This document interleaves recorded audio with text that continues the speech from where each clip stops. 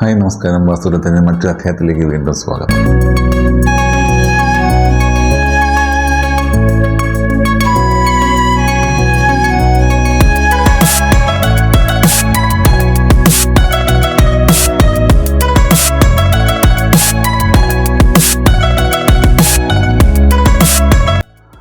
ഇന്നത്തെ ഈ വീഡിയോ നമ്മൾ വാസ്തു റിലേറ്റഡ് ആയിട്ടുള്ളൊരു വീഡിയോ അല്ല, പക്ഷേ നമ്മൾ മോഡേൺ ആർക്കിടെക്ചറിലും ഒക്കെ നമ്മൾ പ്രാക്ടീസ് ചെയ്യുന്ന ഒരു കാര്യത്തിനെ കുറിച്ചുള്ള ഒരു ചർച്ചയാണ് നമ്മൾ ഇന്ന് നടത്തുന്നത്.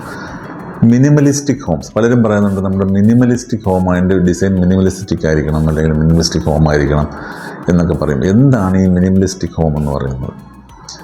അത് മിനിമലിസ്റ്റിക് ഹോം എന്ന് പറയുന്നത് ആസ് പെർ ഡെഫിനിഷൻ ക്ലീൻ ലൈൻസും ഓപ്പൺ സ്പേസസും കൂടുതലുള്ള വീടുകളെയാണ് നമ്മൾ മിനിമലിസ്റ്റിക് ഡിസൈൻ ഹോം എന്ന് നമ്മൾ പറയുന്നത്. അപ്പം നമ്മൾ എന്തൊക്കെ ശ്രദ്ധിക്കണം? നമുക്ക് ആവശ്യമുള്ളത് മാത്രം, എസെൻഷ്യലായിട്ടുള്ള കാര്യങ്ങളിൽ മാത്രം വീട് വയ്ക്കുന്നവരെല്ലാം ശ്രദ്ധിക്കേണ്ട ഒരു കാര്യമാണ്. വീട് വയ്ക്കുമ്പോൾ നമുക്ക് ആവശ്യമുള്ളത് എന്താണെന്നൊരു ലിസ്റ്റ് ഉണ്ടാക്കിയിട്ട് ആ ആവശ്യത്തിന് ഫോക്കസ് ചെയ്തായിരിക്കണം നിങ്ങളുടെ ഡിസ്കഷനും നിങ്ങളുടെ ഡിസൈൻ പ്രിപ്പറേഷനും ഒക്കെ. കാരണം നമ്മുടെ ബഡ്ജറ്റിന് നമുക്കൊരു ബഡ്ജറ്റ് ഉണ്ടാകും. ബഡ്ജറ്റ് ഇപ്പം നമുക്ക് ഏത് ലെവൽ വരെ സ്ട്രെച്ച് ചെയ്യാൻ പറ്റുന്ന കപ്പാസിറ്റി ഉള്ള ഒരാളാണെങ്കിൽ നമുക്ക് പലപ്പോഴും ഈ ഡിസൈൻ ചെയ്ത് കഴിഞ്ഞ ശേഷം വർക്ക് ചെയ്യുന്ന സമയത്തൊക്കെ മാറ്റം വരുത്തുന്നതാണ്. പക്ഷേ ഈ നമ്മുടെ ഒരു മിനിമലിസ്റ്റിക് തോട്ട് എന്ന് പറയുന്നത് ഫോക്കസ് ചെയ്യേണ്ടത് മെയിനായിട്ടൊരു 5 പോയിൻറ്റുകളിലാണ്. 5 പോയിൻ്റ് എന്തൊക്കെയാണെന്ന് ഞാൻ പറയാം. ഒന്ന്, സിമ്പിൾ ഫോംസ്. വളരെ സിമ്പിളായിട്ടുള്ള ഫോംസ് സെലക്ട് ചെയ്യുക. വളരെ കോംപ്ലിക്കേറ്റഡ് ആയിട്ടുള്ള എലിവേഷൻ അല്ലെങ്കിൽ കോംപ്ലിക്കേറ്റഡ് ആയിട്ടുള്ള ഒരു ഡിസൈനൊക്കെ സെലക്ട് ചെയ്യുമ്പോഴാണ് നമ്മുടെ ഷേപ്പ് എപ്പോഴും സിമ്പിൾ ഫോംസിൽ കോൺസെൻട്രേറ്റ് ചെയ്യാം. അതായത് നമുക്ക് ഇൻറ്റീരിയർ ആയാലും ശരി എക്സ്റ്റീരിയർ ആയാലും ശരി നമ്മൾ സിംപ്ലിസിറ്റി മെയിൻറ്റെയിൻ ചെയ്യാൻ ശ്രമിച്ചാൽ തന്നെ മിനിമലിസം അവിടെ വരും. പിന്നെയുള്ളത് ന്യൂട്രൽ കളേഴ്സ് ഉപയോഗിക്കുക എന്നുള്ളതാണ്. നമുക്ക് വൈറ്റ്, ഗ്രേ, ബ്ലാക്ക്, ബീജ് ഇങ്ങനെയൊക്കെ ഉള്ള ന്യൂട്രൽ കളേഴ്സ് നമുക്ക് ഉപയോഗിച്ച് കോമ്പിനേഷൻസ് വർക്കൗട്ട് ചെയ്യുക. പെയിൻറ്റ് ചെയ്യുന്ന സമയത്ത് ആ രീതിയിലുള്ള മിനിമലിസം നമുക്ക് കൊണ്ടുവരാൻ പറ്റും.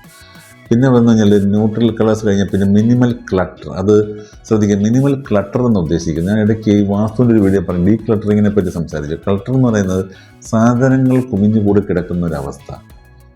അത് കുറയ്ക്കാൻ നോക്കുക. കാര്യം എന്ന് പറഞ്ഞാൽ നമ്മുടെ ഫർണിച്ചറൊക്കെ ആവശ്യത്തിന് മാത്രം ഇടുക എന്നുള്ളതാണ്. ഇപ്പം ഒരുപാട് സാധനങ്ങൾ വാങ്ങിച്ചിടുമ്പോഴും അതൊരു ക്ലട്ടേഡ് ഫോമിലേക്ക് വന്നു കഴിഞ്ഞാൽ അത് നമുക്കൊരു പ്രശ്നം. അതുകൊണ്ട് മിനിമലായിട്ടുള്ള ക്ലട്ടർ വരാനായിട്ടുള്ള രീതിയിൽ മാത്രമേ നിങ്ങളുടെ വീട്ടിനുള്ളിൽ സാധനങ്ങൾ കൊണ്ടുവരാവൂ.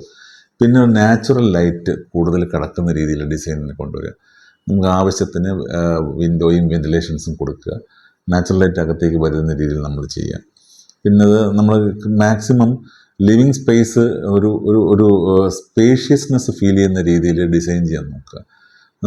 നമ്മളിപ്പോൾ ആക്ച്വലി ഉള്ള സ്പേസിനെ തന്നെ നമുക്ക് വലുതാണെന്ന് തോന്നിക്കുന്ന രീതിയിൽ ഡിസൈൻ പ്രിപ്പയർ ചെയ്യാൻ പറ്റും. നല്ലൊരു ആർക്കിടെക്റ്റ് അല്ലെങ്കിൽ നല്ലൊരു എഞ്ചിനീയർ ചെയ്യുന്ന വീടാണെങ്കിൽ സ്വാഭാവികമായിട്ടും അത് കൈവരുത്താൻ നിങ്ങൾക്ക് പറ്റും.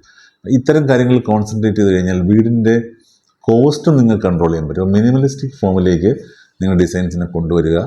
അതാണ് ഏറ്റവും നല്ലതെന്ന് കാര്യം പലർക്കും പല രീതിയിലാണ് ഇതിനകത്ത് തോട്ട്. ചിലപ്പോൾ ലക്ഷറിയസ് ആയിട്ട് ജീവിക്കാൻ ആഗ്രഹിക്കുന്ന ഒരാളെ സംബന്ധിച്ചിടത്തോളം ഈ മിനിമലിസം എന്നൊക്കെ പറയുമ്പോഴത്തേക്ക് ചിലപ്പോൾ അങ്ങോട്ട് ഡൈജസ്റ്റ് ചെയ്യണമെന്നില്ല. പക്ഷേ ഒരു കോമൺ ആംഗിളിൽ പറയുമ്പോൾ മിനിമലിസം എപ്പോഴും ബെനിഫിറ്റ്സ് മാത്രമേ ഉണ്ടാവുള്ളൂ. അപ്പോൾ ആ മിനിമലിസ്റ്റിക് ഡിസൈനിൽ കോൺസെൻട്രേറ്റ് ചെയ്യുക. ഇത്രയും പറഞ്ഞുകൊണ്ട് ഈ വീഡിയോ അവസാനിപ്പിക്കുകയാണ്. മറ്റൊരു നല്ല വീഡിയോ നിങ്ങളിൽ എത്തുന്നവരെ നന്ദി, നമസ്കാരം.